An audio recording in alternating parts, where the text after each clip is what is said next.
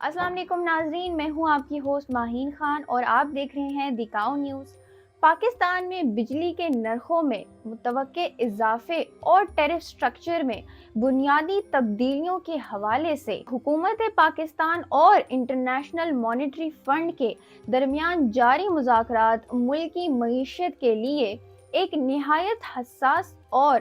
فیصلہ کن مرحلہ تصور کیے جا رہے ہیں، کیونکہ یہ مذاکرات صرف اعداد و شمار کے رد و عمل تک محدود نہیں بلکہ ان کا تعلق براہ راست عام آدمی کی زندگی، صنعتوں کی پائیداری، لاگت، مہنگائی کی رفتار، گردشی قرضوں کے حجم اور عائدہ مالیاتی پالیسیوں کے خد و خال سے جڑا ہوا ہے۔ برطانوی خبر رساں ادارے ریوٹرز کے مطابق یہ بات چیت اس مقصد کے تحت ہو رہی ہے کہ بجلی کے نرخوں میں متوقع رد و بدل کا تفصیلی اور باریک بینی سے جائزہ لیا جائے اور یہ سمجھا جائے کہ اس کے قلیل اور طویل مدتی اثرات کیا ہوں گے، خصوصاً ایسے وقت میں جب پاکستان پہلے ہی بلند مہنگائی، محدود زر مبادلہ ذخائر، کمزور مالیاتی نظم و ضبط اور گردشی قرضوں کے دباؤ کا سامنا کر رہا ہے۔ IMF کا موقف یہ ہے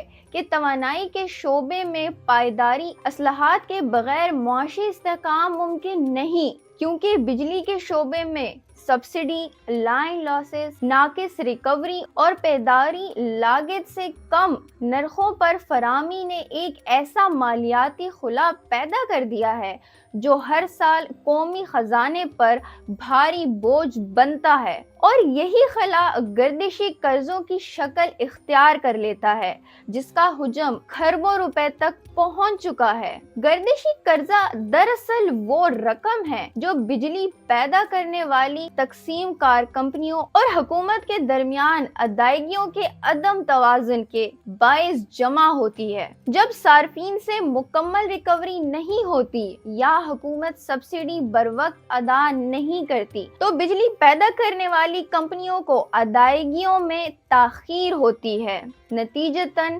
ایندھن فراہم کرنے والی کمپنیوں کو بھی ادائیگی رک جاتی ہے اور یوں پورا نظام ایک مالیاتی چکر میں پھنس جاتا ہے۔ IMF کے پروگرام کے تحت 2023 سے اب تک بجلی کے نرخوں میں متعدد مرتبہ اضافہ کیا جا چکا ہے تاکہ پائیداری لاگت اور وصول شدہ ریونیو کے درمیان فرق کم کیا جا سکے۔ تاہم ان اضافوں نے مہنگائی کی شرح پر بھی اثر ڈالا ہے، کیونکہ بجلی نہ صرف گھریلو صارفین بلکہ صنعتی، تجارتی اور زرعی شعبوں کے لیے بنیادی ان پٹ ہے۔ جب بجلی مہنگی ہوتی ہے تو صنعتوں کی پائیداری لاگت بڑھتی ہے، جس کا بوجھ بالآخر اشیاء صرف کی قیمتوں میں اضافے کی صورت میں عوام تک منتقل ہو جاتا ہے۔ اس لیے موجودہ مذاکرات میں IMF نے خاص طور پر اس پہلو پر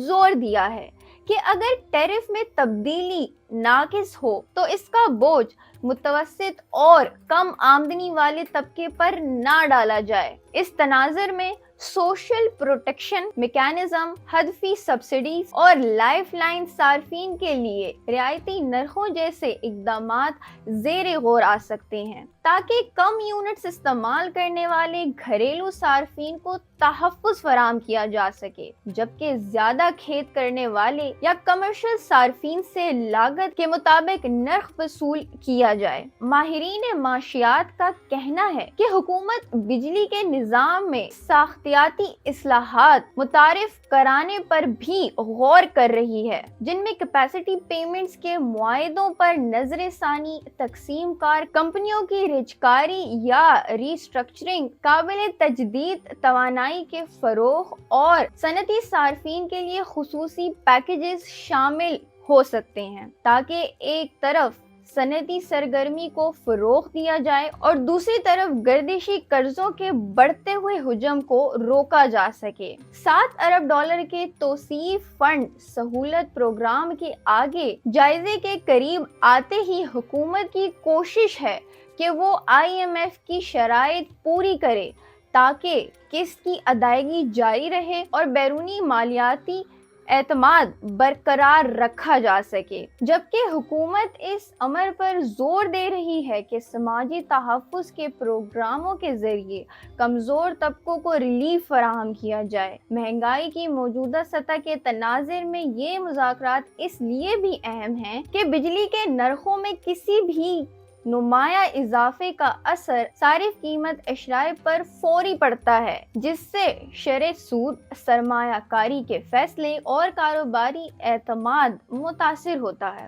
اگرچہ IMF معاشی استحکام اور مالیاتی نظم و ضبط کو ترجیح دیتا ہے، تاہم وہ یہ بھی واضح کر چکا ہے کہ قیمتوں میں رد و بدل کا طریقہ کار ایسا ہونا چاہیے جس سے کم آمدنی والے گھرانے غیر متناسب طور پر متاثر نہ ہوں، اور اسی لیے ممکن ہے کہ مرحلہ وار اضافہ، کراس سبسڈی ماڈل یا کیش ٹرانسفر اسکیموں جیسے اقدامات پر غور کیا جائے۔ پاکستان کے توانائی کے شعبے کی اصلاحات کا تعلق نہ صرف موجودہ مالی سال بلکہ آئندہ کئی برسوں کی پالیسی سمت سے بھی ہے، کیونکہ اگر گردشی قرضوں کو قابو میں نہ لایا جائے تو ہر سال بجٹ کا بڑا حصہ صرف سود اور سبسڈی کی ادائیگیوں میں صرف ہوتا رہے گا، جس سے ترقیاتی اخراجات، تعلیم، صحت اور انفراسٹرکچر کے لیے وسائل محدود ہو جائیں گے۔ اس پس منظر میں جاری مذاکرات کو محض نرخوں میں اضافے یا کمی کی بحث تک محدود نہیں سمجھنا چاہیے، بلکہ یہ ایک وسیع تر اصلاحاتی ایجنڈے کا حصہ ہے جس کا مقصد توانائی کے شعبے کو مالیاتی طور پر مستحکم،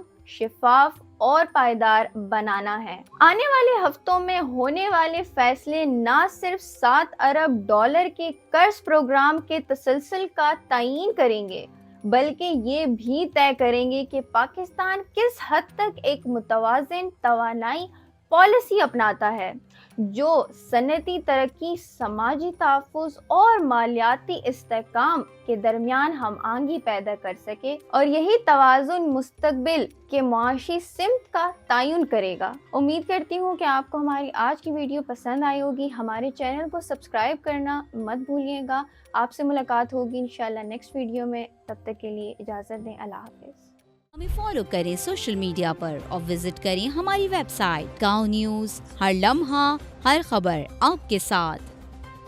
دیکھتے رہیے گاؤں نیوز، نیوز دیٹ میٹرز۔